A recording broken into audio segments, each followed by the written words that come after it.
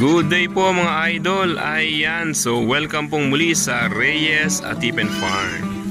March 13, 2024 po ngayon, Wednesday, 5:30 po ng hapon, at ito na po ang farm situation. Ayan, so 2 months ko rin po na hindi nabisita itong ating dragon fruit farm dahil nag-training po tayo, ano?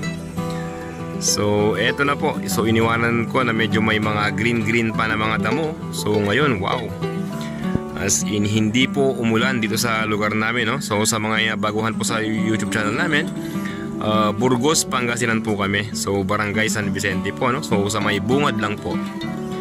Ayan, so sa mga gustong pumunta rito, madali lang puntahan kasi may mga sketch naman sa YouTube channel natin. At pwede nyo rin pong i-search ang Reyes Atipen Farm sa Waze o kaya sa Google Maps. So madali pong puntahan. So ipakita ko lang po yung ating mga naiwan, no? So eto po, no? Noong January, mga January 3, no? So eto na po yan. Nilagay po namin yung mga nag-grass cutter po. So nag-grass cutter tayo at ito po nilagay natin sa ibabaw niya. So may mga laman po yan na mga manure, mga carbonized rice hull, mga yung lahat ng mga organic materials po. So yan. So pasyalan po natin muna, no?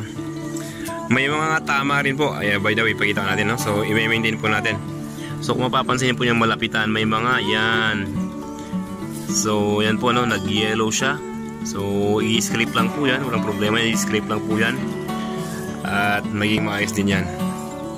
Ayan, so tingnan po natin yung ibang mga poste po natin, no? Ayan, so medyo okay pa as of now, no? By the way, kahapon diniligan po namin pala lahat, no? Yan, gumamit po kami ng power spray para mas mabilis po ang pagdidilig. Ayan, so parang okay sa all right, no? Pero tingnan natin sa ibang mga tanim po natin. Ito po, by the way, ito yung additional po na 57 na poste. Ayan, so yung mga naunang poste po nasa kabila pa po kasi, no? Ayan, so kung mapapansin po ninyo, gaya po nito, no? So okay pa, nalagyan. So yan, nagkulang kami ng mga mulching, yung damo po ba na nag-grass cutter. So ilalagay po natin yan. Ayan, at yung ito naman pong ibang mga plant boxes natin, no? Ayan, so wala pa mga mulching. So ito yung pinasabi ko sa inyo na puro mga organic materials po nakalagay dyan. Then lalagyan po ng mulching. Ayan, so mapapansin may mga tumutubo rin po ng mga unnecessary na mga sangat. So tatanggalin po yan. Ipapakain po natin sa mga ating mga alagang kambing. Ayan, by the way, hindi pa namin natapos talaga ito noon nung bago ko mag-training, bago ko umalis sa farm. Hindi po namin napuno itong mga plant boxes. So nagkulang po. So ito po yung gagawin namin ng kaledi bukas. So magdadagdag po kami ng mga organic materials po. So yan, okay yung iba. Pero kung mapapansin po yung susunod na mga boxes, wow, ang dami ito. So nasa ilan pa bang lalagyan natin dito? Tignan nyo po, no? So bilangin ko lang po, 2, 4, 6, 8, 8, 16, 24. Oh my, nasa 32 pa po na mga plant boxes ang mga kulang po. Tignan nyo po anong mangyayari. Ganyan po yan. Nauubos po ang laman ng kumbaga bumababa po kasi. Ayan, so dapat yan, lalagyan namin yan noong January. Kaso biglang may training ako, hindi na po namin nalagyan. So yan po. So pupunuin po natin yan para may pagkain po yung ating mga tanim. So hahabol po yan. March pa na naman po ngayon, din tutubigan. Hahabol po yan. Ayan. Kaysa naman po wala tayong ilalagay ng mga organic materials. Pero by the way, sana dapat December, January tapos na po sana paglalagay ng mga ganito, mga pataba po natin.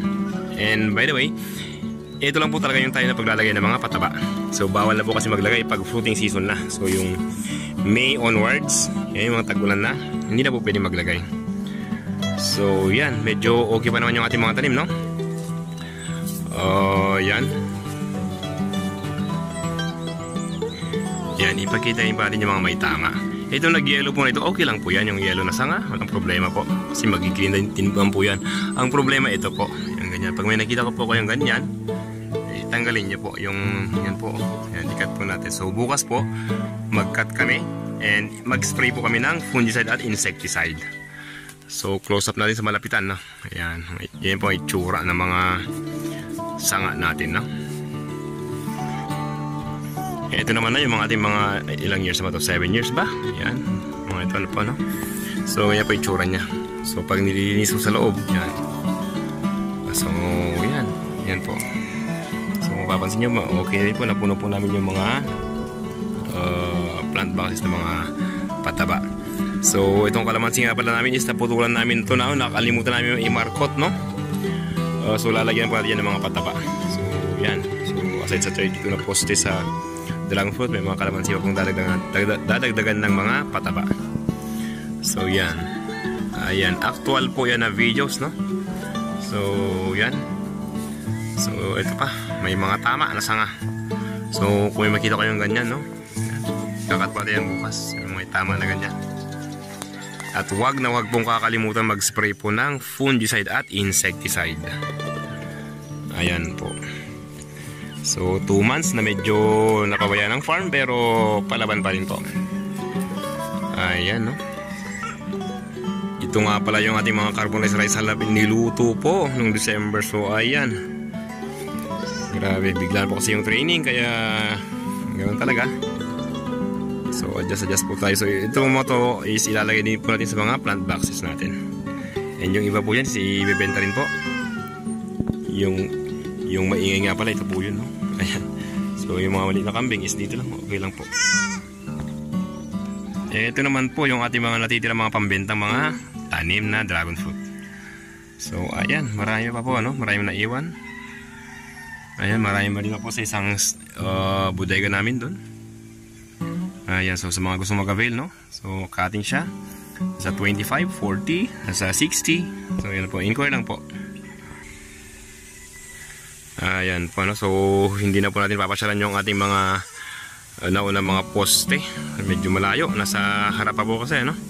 So, sa mga next videos po natin, ipapakita ko po yung update po sa mga tanim po namin na yun. Magsisimula nga palang fruiting season April na. So magsisimula mamukadkad yan April. So may harvest po tayo ng Mayo. Yan. So marami na June, July. Diretso na po yan hanggang November, December. May mga pinapagala nga rin pala kami mga pabo dito. So tingnan po natin sila, no? Open po. So bala ko nga sa susunod is mga kwan naman, mga pato ang ipagala dito. So yan, mga tawagan ng iba sa is kurokoto. Yan po, mga pabo po, no? Yan po sila, ano? Ayan, family po. Ayan, doon yung iba. Ayan, so pinapagala namin dito. Open po silang kumain dito. Ayan, no? Ayan, ito ngayon lang mga pabo. Ayan, makakatipid po tayo pag damo ang pinapakain. Ayan, silang tagalinis dito sa ating farm, no? Ayan po. So, yun lamang po ang farm update natin. Kung may mga questions po, ano? Mag-message lang po. Kung may mga gusto po yung topic na pag-usapan po natin, message nyo rin po kami. At yun po ang isusunod natin sa mga vlogs po natin. So pag naayos po namin itong mga plant boxes is sunod-sunod na po yung ating mga vlogs, no? Kaya po yan, kailangan po kasi namin trabahuin po yan, no?